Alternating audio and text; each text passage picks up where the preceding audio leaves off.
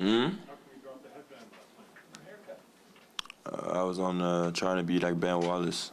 So my mom was like, I don't think you go to the game with your hair like this. And I was like, oh, dare me. And I did. Did you hear DeMar DeRozan's daughter screaming? People are asking about that. Mm-mm. I saw her before the game, but I didn't hear her scream. I mean, I was watching the game. But I mean, she went viral. So after the game, when you watch the clip, you're like, oh, that was her the whole time. I wasn't really sure if it was her or not. Chris, I mean, this time last year, you kind of, there's some uncertainty about your contract and stuff. And, you seem to really kind of embrace everything about the role you've carved out for yourself. Mm-hmm. So what do you do going forward? Do you try and sort of expand that role a little bit, or do you kind of recognize that this is something I can excel at, just doing this? I mean, like I said, I'm always trying to get better. Obviously, I have a good team around me that, make me watch film and try to get better every game and see what we could do better.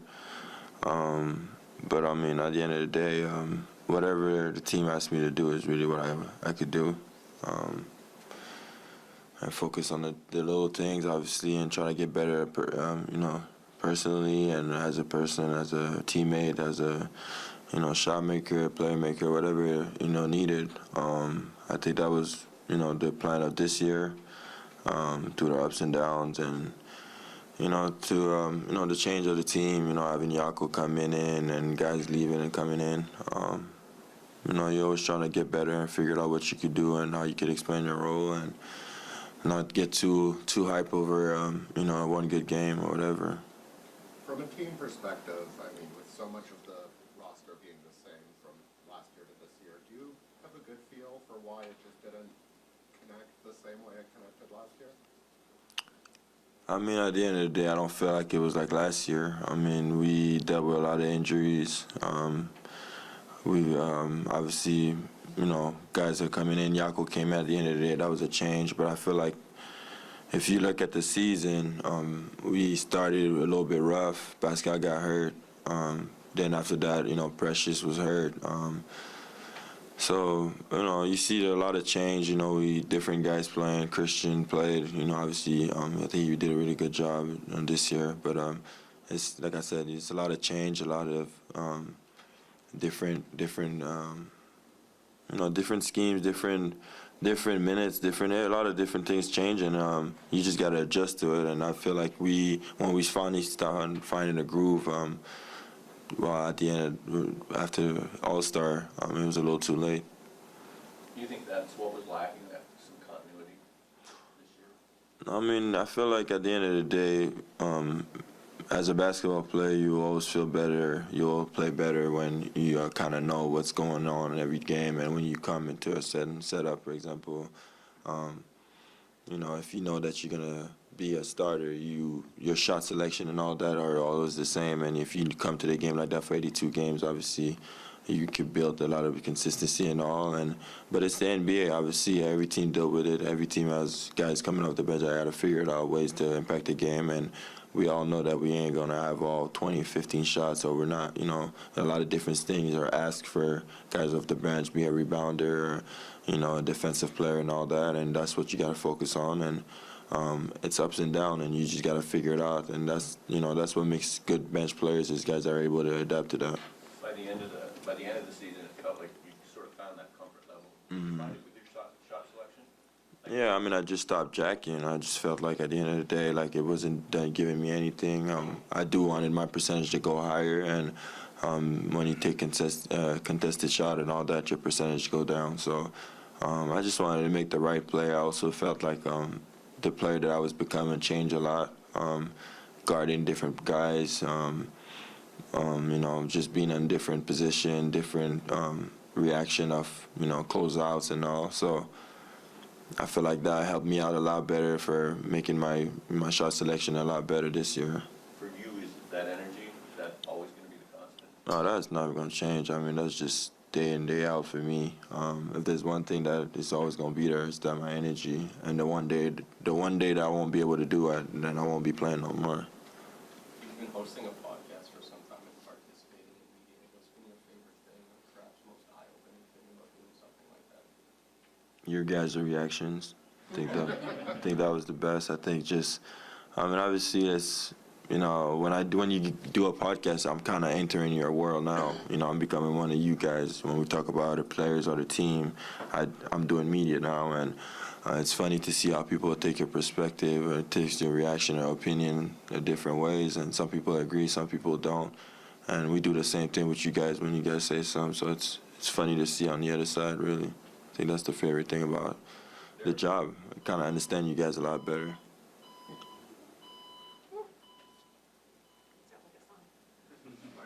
Going back to what you said about energy, but this season you were third in the league in double-doubles off the bench. Do you feel like sometimes, like, just having a variety, maybe like a skill set that kind of goes over everything, gets confused for just being considered just something kind of energy or something a little bit more generic as that? I mean, I do see myself more than that, but at the end of the day, I do understand my role too. So that's pretty much what it is. I feel like I could do a lot of different things, but if my role is to bring energy, then this is what I got to do. And through the years, I understood that not complaining and be mad at stuff that's out of your control is not gonna make me better. So focus on what I could, you know, what I'm asked for, and sometimes show a couple flashes of in and there what I could do, and just keep it moving. There have been a few times in your career where Nick has been publicly critical of your play. Mm-hmm. Once he made a comment about Precious earlier this year. What's it like having a coach who will publicly make comments, and how are those comments received? I'm used to it now, so I won't lie to you. It's just, when you just trying to get better, I guess you know, obviously you know it's coming.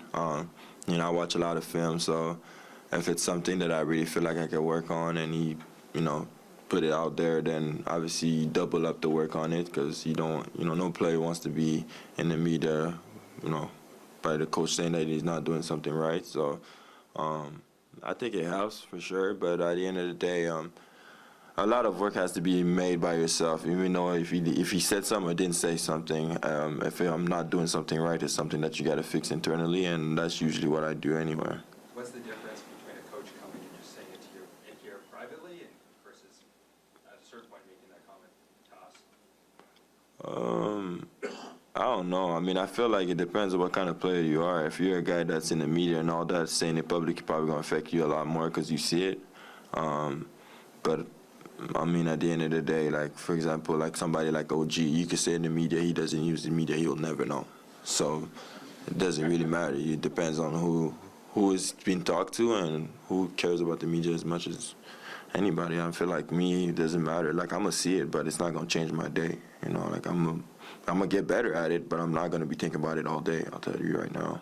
When it comes to those public comments, Nick made some in Philly about potential future of the team with this area. How much was that kind of brought up to you in your circle of people, or people trying to bring it up to you? I didn't really pay no focus on it, to be honest with you. That's his thing. That's something that he had to deal with. I feel like when they were last year talking about trading deadlines and all that, I was the talk about it, and so we all dealt with it every year. So yeah, I had a lot of stuff to focus on already that I was not gonna add anything else on it. Chris, when you're looking at this year, there's a kind of like that 6-week period around December up to the trade deadline. Mm-hmm. So, you know, Messiah after the trade deadline said, you know, selfishness had been an issue. Yeah. How much was that addressed to you as a team, and why do you think, you know, that selfishness, so to speak, whatever that means, was a factor in how you guys played this year? I mean, I think it's more guys trying to figure it out. I think that's, you know, when you lose, obviously everything seems to be so bad. You know, obviously you take 10 shots, now it's like he doesn't want to pass the ball or whatever. I never really paid attention to that because, I mean, I feel like I came in to work hard every time, try to do the right play and do what I have to do. So clearly it's, you know, obviously when we were down and losing games, they were saying everything. So selfishness was one of them. But for me, I didn't feel like that was something that I was, pay attention into. I was just trying to win games and try to get better. And I mean, for the guys on the bench, it's so hard to focus on everything else when obviously every time they hear the bench got to do better, the bench got to do better. That's all you focus on. You don't really care about anything else, really. Chris, I know the season just ended, but do you want to play for Canada this summer? Do I want to play for Canada this summer? I mean, I would if they asked me. So you haven't had any talks with Rowan or Nick about that so far? Mm-mm. Okay, but if they were open to it, you would go to Yeah. camp and play for a spot there? Yeah. This year about Canada, do you feel that, especially this summer, you are going to have the best chance to win a medal, to be at the podium with the team that you want to have? Hold on, what? Yeah, that you feel that especially this summer with Mhm. that team, is the best moment to get a medal, to be at the podium in the World Cup. I'm not sure what you're asking, my friend. You're saying that this team? Yeah, it's for Canada. If you think Oh, yeah. No, for sure. I mean, obviously we got a lot of good players, a lot of good. I was watching Shea yesterday, and he's amazing. Like, it's amazing to watch him play basketball, and that's just one of the guys that we have. We played Neymar when he came here. A lot of Canadians that are. I mean, most Canadians that came and play here, you just saw how talented they are, and it would be nice to see all of them together. Obviously, I think that would be a good chance for us. We got a good chance to be special this year for sure. A couple of French Chris, je sais que c'est difficile de mettre les mots là-dessus, peu de mots, mais comment est-ce que tu t'expliques les difficultés de cette saison après qu'au début de l'année, les groupes se sont entraînés bien avant le début du camp d'entraînement, les attentes étaient élevées? Je pense que juste il y a eu trop de changements. Je pense que comme c'est une habitude qu'on doit faire, mais comme il y a beaucoup de ups and downs qu'on n'a pas pu être dans le bon côté. Je pense que il y a beaucoup de games, au moins 10 games qu'on a perdu de 1 par 2, puis c'est juste question de consistance. Je pense que si ça allait l'autre bord, on est dans les playoffs maintenant. Alors c'est vraiment dur de mettre un mot. Je pense qu'il y a beaucoup de choses qui a changé, qui nous a aidés, mais qui nous a fait mal aussi. Je pense que les blessures nous ont pas aidés aussi. Mais comme j'ai dit, il y a toutes les équipes, les bonnes équipes, ils ont dealé avec ça. Puis je pense que nous, on a eu des moments où on n'a pas pu prendre le haut sur ça. Cette entre-saison-là va être très importante pour la prochaine saison avec Fred, Gary qui sont potentiellement joueurs autonomes, l'articulation autour de Nick, et le fait que Fred disait tantôt, peut-être à vous définir une nouvelle identité. Qu'est-ce que tu penses de tous ces questionnements-là qui vous attendent pendant la saison? Une chose à la fois, je pense que, comme j'ai dit, Gary, Fred, on ne sait pas ce qui va arriver avec eux. Je pense que le coach non plus.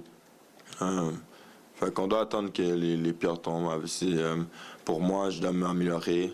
C'est encore la même chose, essayer de trouver une façon de déranger, être plus constant dans mon jeu. Mais je pense que quand ça vient à les autres choses, on ne sait jamais qu'est-ce qui peut arriver. Je suis pas comme si je suis avec le GM puis que c'est moi qui fais les décisions.